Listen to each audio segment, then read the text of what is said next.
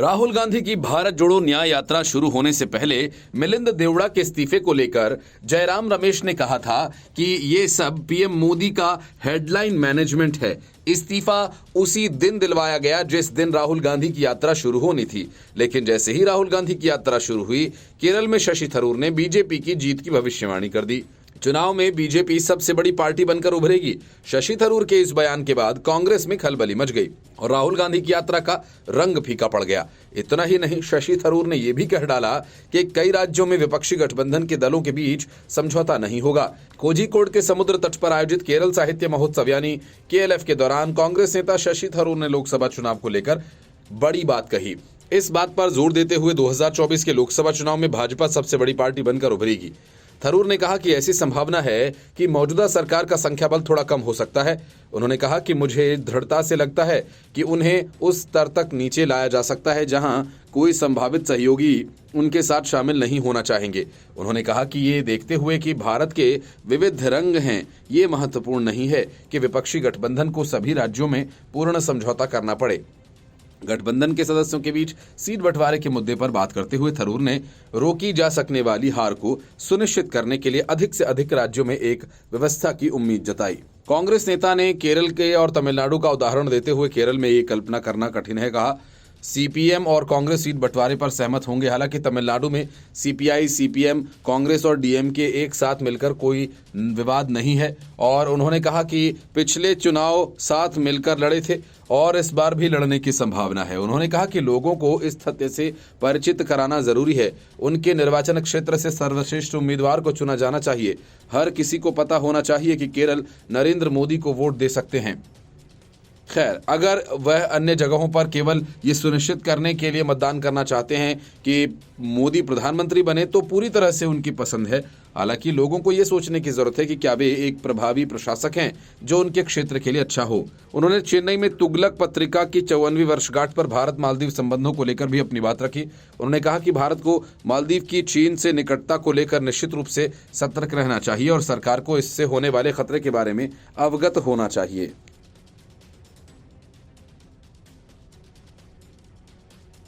लोकसभा चुनाव के पहले कांग्रेस को पहला झटका मिलिंद देवड़ा के इस्तीफे से लगा, लेकिन यह झटका आखिरी नहीं है।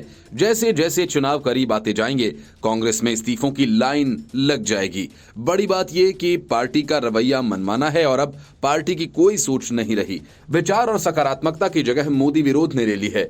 मतलब पार्टी का एकमात्र काम पीएम मोदी का विरोध करना रह गया है। ये विरोध इस हद तक है कि अगर पीएम मोदी कांग्रेस की तारीफ भी कर दें तो कांग्रेस उसका भी विरोध करेगी। यही सारे आरोप लगाकर मिलिंद देवड़ा ने कांग्रेस छोड़ शिवसेना का हाथ थाम लिया। यही वजह है कि शिवसेना चीफ एकनाथ शिंदे ने कांग्रेस में बड़ी टूट का संकेत देकर हंगामा खड़ा कर दिया। उन्होंने दावा किया कि कई और नेता भी शिवसेना ज्वाइन कर सकते हैं। देवड़ा ने कांग्रेस में माहौल खराब होने की बात कही थी। सीएम शिंदे ने कहा कि ये तो ट्रेलर है, पिक्चर अभी बाकी है। इधर दावे किए जाने लगे कि अब मुंबई कांग्रेस के कार्यकारी अध्यक्ष नसीम खान भी पार्टी से नाता तोड़ सकते हैं। हालांकि खान ने साफ कर दिया है कि मैं शिवसेना में शामिल नहीं हो रहा हूं, मैं कांग्रेस के साथ हूं और पार्टी छोड़ने का तो कोई सवाल ही नहीं। माना जा रहा है कि देवड़ा का जाना कांग्रेस को बड़ी चोट दे सकता है। कयास लगाए जाने लगे हैं कि मुंबई कम से कम 10 पूर्व पार्षदों के साथ साथ दक्षिण मुंबई के कई नेता शिवसेना ज्वाइन कर सकते हैं। ऐसा भी माना जाता है कि मुंबई कांग्रेस की कमान वर्षा गायकवाड़ के हाथों में आने के बाद से ही कांग्रेस के कुछ नेता नाखुश हैं। 20 जून 2022 को शिंदे ने तब की अविभाजित शिवसेना के कई विधायकों के साथ मिलकर पार्टी प्रमुख और तत्काल सीएम उद्धव ठाकरे के खिलाफ मोर्चा खोल दिया था। इस फैसले के साथ ही राज्य में महाविकास अघाड़ी यानी 3 मुख्य पार्टियां शिवसेना, कांग्रेस, राष्ट्रवादी कांग्रेस पार्टी की गठबंधन की सरकार गिर गई थी। एकनाथ शिंदे ने उद्धव की अगुवाई वाली MVA सरकार को हटाए जाने का सबसे बड़ा ऑपरेशन इसे करार दिया। उनका कहना है कि एक इंजेक्शन का भी इस्तेमाल नहीं करना पड़ा और ये बहुत बड़ी सफलता थी। उन्होंने कहा कि बीते 1.5 सालों में मैंने कभी भी छुट्टी नहीं ली। मैं जब अपने घर गया था तब समय बचाने के लिए हेलीकॉप्टर से गया था। मैंने वहां खेत में काम किया और फोटोग्राफी में समय नहीं बिताया।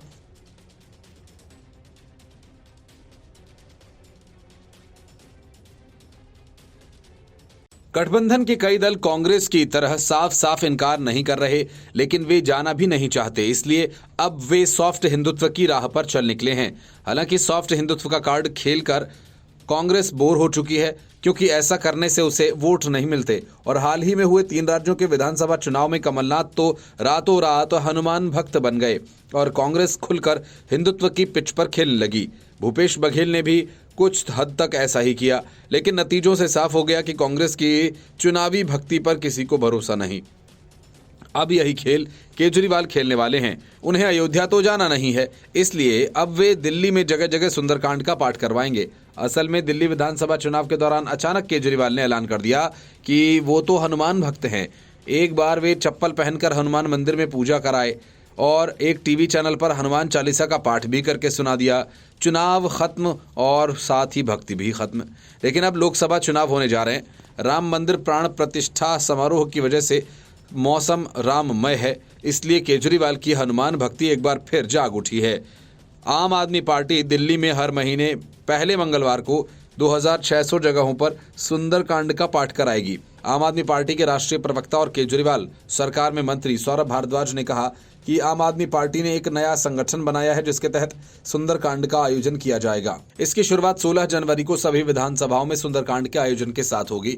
उन्होंने कहा कि पार्टी के विधायक और नेता अपने स्तर पर सुंदरकांड का आयोजन करते थे, अब इसके लिए नया संगठन बनाया है। एक व्यवस्थित तरीके से ये सुंदरकांड कार्यक्रम चलाया जाएगा। 16 जनवरी को सभी विधानसभा क्षेत्रों में आम आदमी पार्टी के विधायक, पार्षद और संगठन पदाधिकारियों के साथ भव्य आयोजन किया जाएगा। भारद्वाज ने कहा कि कई विधायक अपने कार्यालय या मंदिर में सुंदरकांड का आयोजन करते थे, लेकिन अब हर महीने पहले मंगलवार को विधानसभा स्तर पर या फिर वार्ड स्तर पर, मंडल स्तर पर आयोजित होगा। हर मंडल में कार्यक्रम होगा। करीब 2600 से अधिक जगहों पर हर महीने आयोजन किया जाएगा। भारद्वाज ने कहा कि प्रकोष्ठ का नाम नहीं रखा गया है। आम आदमी पार्टी का संगठन ही अलग अलग मंडलों में आयोजन करेगा। सुंदरकांड, हनुमान चालीसा सभी होगा। उन्होंने कहा कि 2020 फरवरी में सौरभ भारद्वाज अपने विधानसभा क्षेत्र में हर महीने हनुमान चालीसा का आयोजन का ऐलान किया था, लेकिन ये जारी नहीं रह पाया। अरविंद केजरीवाल खुद को हनुमान भक्त बताते रहे। विधानसभा चुनाव से पहले वो हनुमान मंदिर में जाकर पूजा अर्चना करते हुए दिखे। एक टीवी कार्यक्रम में हनुमान चालीसा भी पढ़ी। अयोध्या में राम मंदिर निर्माण और रामलला प्राण प्रतिष्ठा के भव्य आयोजन से भारतीय जनता पार्टी को लोकसभा चुनाव में लाभ मिलने की बात कही जा रही है और ऐसे में आम आदमी पार्टी की कोशिश सॉफ्ट हिंदुत्व के सारे हिंदू वोटर्स को साधने की है।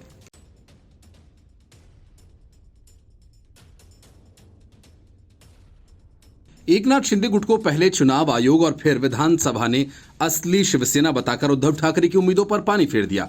इतना ही नहीं, स्पीकर राहुल नार्वेकर ने उद्धव ठाकरे गुट के विधायकों को सदन में सत्ता पक्ष के साथ बैठने और फिर एकनाथ शिंदे गुट के व्हिप को मानने का फरमान जारी कर दिया। इसके बाद से उद्धव ठाकरे गुट में हंगामा मच गया।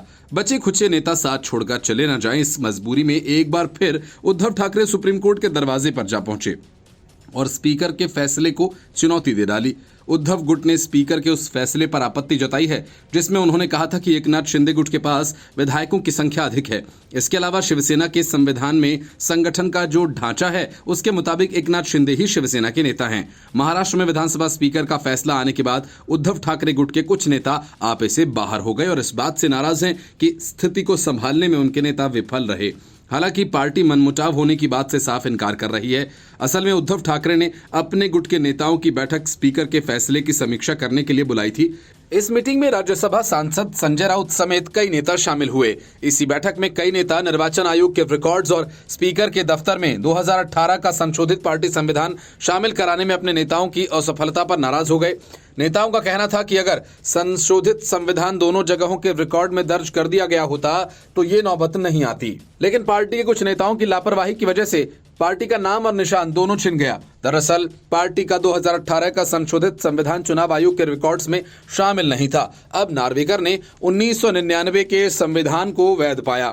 रिपोर्ट में सूत्रों के हवाले से बताया गया कि इसके चलते नेताओं के बीच तनाव देखा गया। पदाधिकारियों का कहना है कि चुनाव आयोग और विधानसभा से जुड़े मसलों की जिम्मेदारी सांसद अनिल देसाई और पूर्व मंत्री सुभाष देसाई की थी।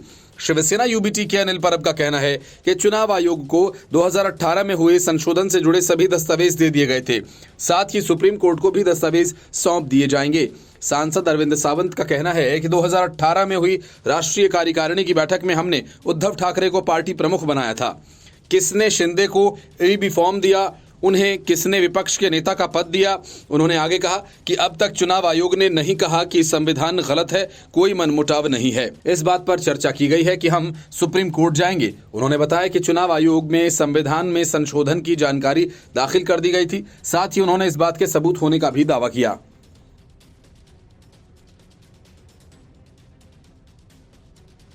ममता बनर्जी वही पहली नेता थीं जिन्होंने नीतीश कुमार को विपक्षी दलों की पटना में बैठक कराने की सलाह दी थी। लेकिन जब नीतीश कुमार को संयोजक बनाने की बात आई तो ममता बनर्जी ने नीतीश कुमार के नाम पर अड़ंगा लगा दिया। किचकिच इतनी हुई कि नीतीश कुमार के संयोजक का पद ही उन्हें ठुकराना पड़ा, जो उन्हें ये कहकर ऑफर किया गया था कि इसके लिए ममता बनर्जी से सलाह करनी होगी। लेकिन उसी बैठक में राहुल गांधी ने कह दिया कि ममता बनर्जी नहीं चाहती कि नीतीश कुमार को संयोजक बनाया जाए। ऐसे में नीतीश कुमार भला कैसे संयोजक का पद स्वीकार कर पाते? वो अपना मुंह बनाकर चुप हो गए। बड़ा सवाल यह कि कल तक नीतीश को लेकर ममता बनर्जी का रवैया अचानक क्यों बदल गया। सूत्रों का कहना है कि नीतीश कुमार का खेल एक ऐसे व्यक्ति ने बिगाड़ा जो गठबंधन में शामिल नहीं है, लेकिन नीतीश कुमार से उनकी अदावत जगजाहिर है। असल में नीतीश कुमार के सियासी रिश्ते भले ही ममता बनर्जी और अरविंद केजरीवाल जैसों से बिगड़ गए, लेकिन बिहार में जनसुराज यात्रा निकाल रहे प्रशांत किशोर इन दोनों की नहीं दूसरे मुख्यमंत्रियों के साथ बेहतर हैं। सूत्रों का कहना है कि नीतीश कुमार के कट्टर आलोचक प्रशांत किशोर ने ही सारा खेल खराब किया। असल में सूत्र बताते हैं कि प्रशांत किशोर ने ममता बनर्जी को यह समझाया कि अगर नीतीश कुमार को संयोजक बना दिया गया और केंद्र में त्रिशंकु सरकार की नौबत आई तो फिर इसका फायदा नीतीश कुमार को मिल जाएगा और पीएम पद की उनकी दावेदारी धरी की धरी रह जाएगी। यही कहानी प्रशांत किशोर ने अरविंद केजरीवाल को भी सुना दी। यही वजह है ममता बनर्जी और केजरीवाल ने एक साथ मल्लिकार्जुन खड़गे के नाम का प्रस्ताव गठबंधन के चीफ और पीएम पद के उम्मीदवार के रूप में कर दिया और नीतीश कुमार पैदल हो गए। प्रशांत किशोर की गुगली के बाद ही ममता बनर्जी ने नीतीश कुमार को लेकर अपना मूड चेंज कर दिया। तभी तो दिल्ली में इंडिया ब्लॉक की 19 दिसंबर को हुई चौथी बैठक में ममता बनर्जी ने कांग्रेस अध्यक्ष मल्लिकार्जुन खड़गे को इंडिया ब्लॉक का संयोजक बनाए जाने का प्रस्ताव रखा था, जिसका दिल्ली के मुख्यमंत्री अरविंद केजरीवाल ने समर्थन किया था। सबसे खास बात यह रही कि इंडिया ब्लॉक की चौथी बैठक में नीतीश कुमार के नाम का प्रस्ताव किसी ने भी नहीं रखा और उसी के बाद शुरू हुआ नीतीश कुमार की नाराजगी का दौर। उसके बाद से लेकर आज तक गंगा में बहुत पानी बह चुका है। नीतीश कुमार ने ललन सिंह को हटाकर जेडीयू की अध्यक्षता संभाल ली है और उसके बाद से कांग्रेस और राजद सतर्क हो गई है। नीतीश कुमार के पाला बदलने को लेकर भी अटकलें बाजार गर्म हैं। 22 जनवरी को अयोध्या में रामलला के प्राण प्रतिष्ठा कार्यक्रम में अधिकांश विपक्षी दलों ने इस कार्यक्रम में मिलने निमंत्रण को ठुकरा दिया। अब देखना यह है कि नीतीश कुमार 22 जनवरी को अयोध्या जाते हैं या नहीं। अगर जाते हैं तो ये विपक्ष के लिए और भी बड़ा झटका होगा।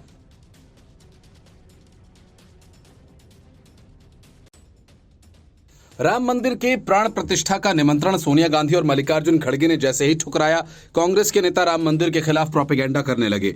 जयराम रमेश ने कहा कि मंदिर के नाम पर बीजेपी आरएसएस की ब्रांडिंग कर रही है, तो किसी दूसरे ने मंदिर को अधूरा बताकर प्राण प्रतिष्ठा को ही गलत बता दिया। फिर एक दूसरे नेता सामने आए और बोला कि गलत मुहूर्त में प्राण प्रतिष्ठा की जा रही है, ये सब चुनाव के लिए है। इंडी गठबंधन के संजय राउत तो 4 कदम आगे निकल गए और कह डाला कि मंदिर तो असली जगह से 3-4 किलोमीटर दूर बनाया गया है। लालू यादव और उनके नेताओं ने तो हद ही कर दी और इतना सब हो जाने के बाद अयोध्या जाने का कांग्रेस के लिए कोई मतलब ही नहीं बनता। लेकिन चुनाव है, इसलिए उसे अयोध्या भी जाना है। फुटेज चुनाव प्रचार के लिए चाहिए, इसलिए कांग्रेस के प्रदेश अध्यक्ष अजय राय दल बल के साथ कांग्रेस का झंडा लहराते अयोध्या मंदिर में दर्शन करने पहुंच गए। कांग्रेसी झंडा और राहुल गांधी जिंदाबाद के नारों के साथ मंदिर जाने की कोशिश कर रहे इन लोगों पर जनता का गुस्सा फूट पड़ा। नाराज लोगों ने इनके साथ हाथों से कांग्रेस का झंडा छीन लिया, सबको खदेड़ दिया। दोनों गुटों के बीच जारी तकरार को देखकर पुलिस को बीच बचाव करना पड़ा। तब कहीं जाकर मामला शांत हुआ और अजय राय अपने लोगों के साथ वापस लौट गए। लोगों का कहना था कि जब कांग्रेस ने निमंत्रण ठुकरा दिया तो वो पार्टी का झंडा लेकर यहाँ क्या साबित करने आए थे। इस घटना से कांग्रेसियों में जबरदस्त रोष फैल गया। इस दौरान मौके पर मौजूद अयोध्या की महिला कांग्रेस जिलाध्यक्ष रेणु राय ने कहा कि हमारे लोग यहाँ रामलला का दर्शन करने आए थे। कुछ अराजक तत्वों ने हमारी पार्टी का झंडा छीन लिया और उनके साथ गाली गलौज शुरू कर दी। कांग्रेस कार्यकर्ताओं से मारपीट की कोशिश की गई। जय श्री राम का नारा लगाकर दुर्व्यवहार किया गया। रेणु राय ने कहा कि ये मंदिर किसी एक की पार्टी का नहीं, ये मंदिर सभी का है। घटना के बाद कांग्रेस नेताओं का जमावड़ा मौके पर लग गया। कांग्रेस की ओर से हंगामा और नारेबाजी शुरू हो गई। कांग्रेस के खिलाफ भी कुछ लोगों ने एकजुट होकर नारेबाजी की। उनका कहना है कि यहाँ राम मंदिर या देश का झंडा लेकर आना चाहिए, कांग्रेस का झंडा लेकर आने की क्या जरूरत है। Bureau report, news of India. गठबंधन की बिसात पर राहुल गांधी और मल्लिकार्जुन खड़गे ने काफी तेजी से मोहरे चल तो दिए, लेकिन इससे कांग्रेस को लाभ की जगह नुकसान होता दिख रहा है। कांग्रेस ने जिस मायावती के लिए अखिलेश यादव से अपने रिश्ते बेहद खराब कर लिए, अब उन्हीं मायावती ने कांग्रेस को टकासा जवाब दे दिया और गठबंधन करने से इनकार कर दिया। लगता है कि कांग्रेस ने पुराने इतिहास से कोई सबक नहीं सीखा। सोनिया गांधी खुद चलकर मायावती के दरवाजे गई थी और मायावती ने उन्हें बैरंग लौटा दिया था। मायावती के हाथ कांग्रेस की एक बार फिर से किरकिरी हो गई। जन्मदिन के मौके पर मायावती ने साफ कहा, वे न तो इंडी गठबंधन के साथ जाएंगे न ही एनडीए के साथ। बीएसपी अकेले चुनावी मैदान में उतरेगी। मायावती के ऐलान के बाद कांग्रेस का सारा गणित उलट-पुलट हो गया। मायावती ने अखिलेश और बीजेपी पर जमकर निशाना साधा। मायावती ने कहा कि अखिलेश ने गिरगिट की तरह रंग बदल कर दिखाया। वहीं बीजेपी पर निशाना साधते हुए मायावती ने कहा कि रोजगार की जगह मुफ्त राशन देकर लोगों को गुलाम बनाया जा रहा है। बीजेपी की कार्यशैली जातिवाद और सांप्रदायिक है। धर्म की आड़ में पॉलिटिक्स हो रही है। 2024 का फॉर्मूला बताते हुए मायावती ने कहा कि हमारी पार्टी देश में होने वाले आम चुनाव अकेले ही लड़ेगी। बीएसपी जातिवादी, पूंजीवादी और संकीर्ण सोच रखने वाली पार्टी से दूरी बनाकर रखेगी, किसी से गठबंधन नहीं करेगी। अगर चुनाव 2007 की तरह फ्री एंड फेयर होता है तो हमारी पार्टी अकेले चुनाव लड़कर जीतेगी। बीजेपी पर निशाना साधते हुए मायावती ने कहा कि लोगों को गरीबी से ऊपर उठाने और उन्हें रोजगार देने के बजाय केंद्र और राज्य सरकारें उन्हें मुफ्त राशन दे रही हैं। ऐसा करके वे उन्हें अपना गुलाम बनाने की कोशिश कर रही हैं। हालांकि यूपी में हमारी सरकार ने लोगों को सशक्त बनाने के लिए रोजगार उपलब्ध कराया। मायावती ने कहा कि राम मंदिर का निमंत्रण मिला है, लेकिन इस पर अभी फैसला नहीं लिया। पार्टी के कार्यक्रम में व्यस्त हूं, लेकिन जो भी कार्यक्रम हो रहा है उसका हम सम्मान करते हैं और आगे चलकर बाबरी का भी ऐसा कार्यक्रम होता तो स्वागत करेंगे। हमारी पार्टी धर्मनिरपेक्ष पार्टी है। मायावती ने आगे कहा कि चुनाव के दौरान ईवीएम में गड़बड़ी और धांधली किए जाने से बीएसपी दुखी है और यह व्यवस्था कभी भी खत्म हो सकती है। पिछले कुछ समय से ईवीएम में धांधली हो रही है और इस कारण बीएसपी को यूपी समेत देश में नुकसान उठाना पड़ रहा है। ईवीएम के विरोध में काफी आवाजें उठने लगी हैं और शायद इसमें बदलाव हो सकता है। उन्होंने कहा कि पिछले महीने मैंने आकाश आनंद को अपना राजनीतिक उत्तराधिकारी घोषित किया था, जिसके बाद मीडिया में अटकलें लगाई जा रही थी कि मैं जल्द ही राजनीति से संन्यास ले सकती हूं। हालांकि मैं साफ करना चाहती हूं कि ऐसा नहीं है और मैं पार्टी को मजबूत करने की दिशा में काम करना जारी रखूंगी। पिछले कुछ सालों में केंद्र और राज्य सरकारों ने अपनी कमियों पर पर्दा डालने के लिए धर्म का इस्तेमाल किया। यूपी 4 बार रही सरकार में सर्वजन हिताय सर्वजन सुखाय लेकर अनेकों जन कल्याणकारी योजनाओं की शुरुआत की गई। Bureau report, news of India.